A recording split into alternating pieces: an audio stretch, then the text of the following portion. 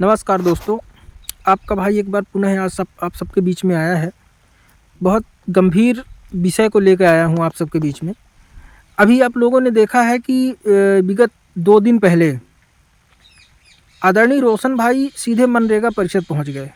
आयुक्त महोदय के पास पहुँचे और अपना खेल तमाशा ड्रामा चालू कर दिए।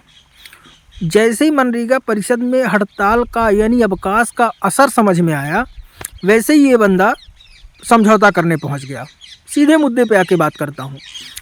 और समझौता के साथ साथ इस बंदे का इशारा देखो, आप लोग गौर किए होंगे, उन बातों को बता रहा है जिसमें कोई मतलब नहीं है।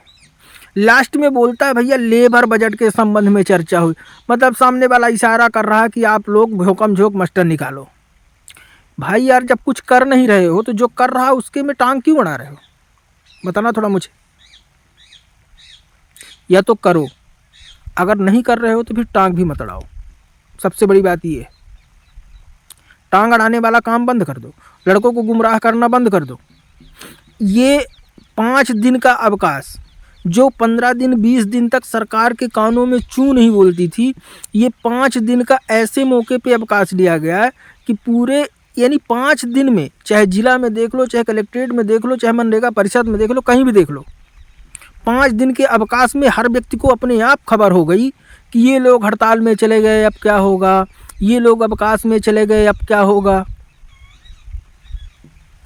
तो जैसे ही इस भाई को मैं अपने मध्य प्रदेश के समस्त जीआरएस भाई को कहना चाहता हूँ कि इस व्यक्ति की कलाकारी देखो, इस व्यक्ति का गुमराह करने का तरीका देखो कि जैसे ही इसको लगा कि अब असर बढ़ने लगा, वैसे ही ये आदमी सीधे सबको डिस्टर्ब करने की कोशिश करने लगा। मैं बहुत बड़ा शुभचिंतक। अब कहाँ गई तुम्हारी नियमितीकरण? उसमें तो तुम नियमितीकरण की कहीं मांग नहीं किए, जिला कैडर की तो कहीं मांग नहीं किए, कहीं पे बात नहीं किए, कहीं पे तुम्हारी सहमति नहीं बनी।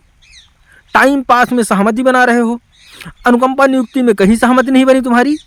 इसकी चर्चा नहीं किए, इसकी चर्चा नहीं कर सकते थे कि बस सिर्फ लड़कों को गुमराह करने की चर्चा कर रहे थे। भाई यार, तुम सबसे बड़े एक ऐसे इंसान हो जो हर व्यक्ति को, जो समझदार जीआरएस है मध्य प्रदेश का, उसको तो तुम बहुत अच्छे से बता चुके हो कि तुमको अपनी कुर्सी से बढ़ के नहीं है कुछ। मध्य प्रदेश का जिए, रोजगार सहायक चाहे भाड़ में जाए, तुमको सिर्फ और सिर्फ अपने आप से मतलब है। बाकी मध्य प्रदेश के जीआरएस के तुम कितने बड़े शुभचिंतक हो वो तुम बहुत अच्छे से दिखा चुके हो। इसलिए लड़कों को गुमराह मत करो।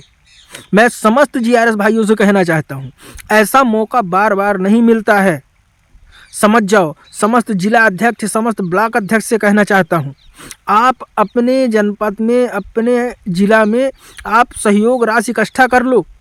ये सत्य है कि बिना सहयोग राशि के कुछ नहीं होना है। अगर आप पीछे से किसी का सपोर्ट नहीं करोगे, आप आर्थिक और सामाजिक रूप से सपोर्ट नहीं करोगे, तो कोई व्यक्ति, कोई वो नहीं है, भीमा जिसकी भीम नहीं है कि अकेले जाके लड़ लेगा। लड़ने के लिए साथ चाहिए, समय चाहिए, संघर्ष चाहिए और संघर्ष निधि चाहिए।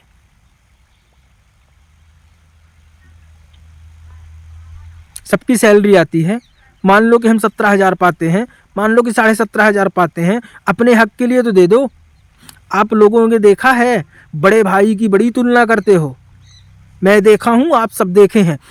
अरे अपने से तो 500-500 रुपये मांगा जाता है। दिनेश चंद्र शर्मा के एक आवाहन में सचिव संघ के अध्यक्ष, तो एक आवाहन में सचिव संघ ने 5-5 हज़ार रुपये चंदा दिए, 5-5 हज़ार रुपये संघर्ष निधि दिए हैं।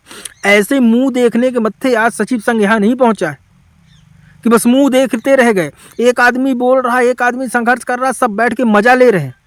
कोई कुछ बोल रहा, कोई कुछ बोल। साला यार, अपनी लाइफ से आप लोग ऐसा खेलोगे तो किसके हो यार? ये नहीं समझ में आता। आप अपने साथ खिलवाड़ करने में तुले हो यार। कम से कम अपने बारे में तो सोच लो। क्यों ऐसा कर रहे हो समझ में नहीं आ रहा यार। एक दिन, 2 दिन का समय है।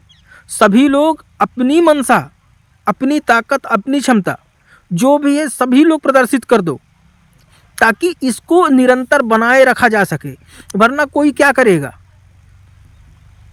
अभी तो आप अल्टीमेटम के तहत अवकाश में हो, अगर इस अवकाश को हड़ताल में तब्दील करना पड़ेगा, आपको अपनी वैल्यू बढ़ानी पड़ेगी, आपको अपनी ताकत दिखानी पड़ेगी, तो इसको हड़ताल के रूप देना पड़ेगा। और हड़ताल का रूप तभी दिया जा सकता है जब हमारा मुखिया मजबूत होगा।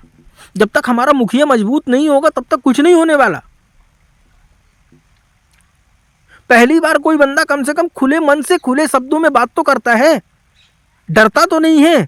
आज तक विगत ये जो आज दोगलापंथी वाला काम कर रहे हैं ना आदरणीय रोशन भाई, जीआरएस को पता नहीं चलता था। ये आदमी जब जब हड़ताल किया है मनमानी तौर पे हड़ताल को बंद कर दिया है। बिना जीआरएस चाहता रह गया कि ये हड़ताल चलनी चाहिए, लेकिन ये व्यक्ति अपने मन से बंद किया है, किसी की बिना सहमति, बिना समर्थन, बिना पूछे। अरे कम से कम सामने वाला व्यक्ति आपसे राय लेकर आपका समर्थन मांग के आपके साथ खड़ा होकर हड़ताल कर रहा, तो उसका साथ देने में आप लोगों को क्या तकलीफ हो रही यार। कम से कम उसका साथ तो दे दो।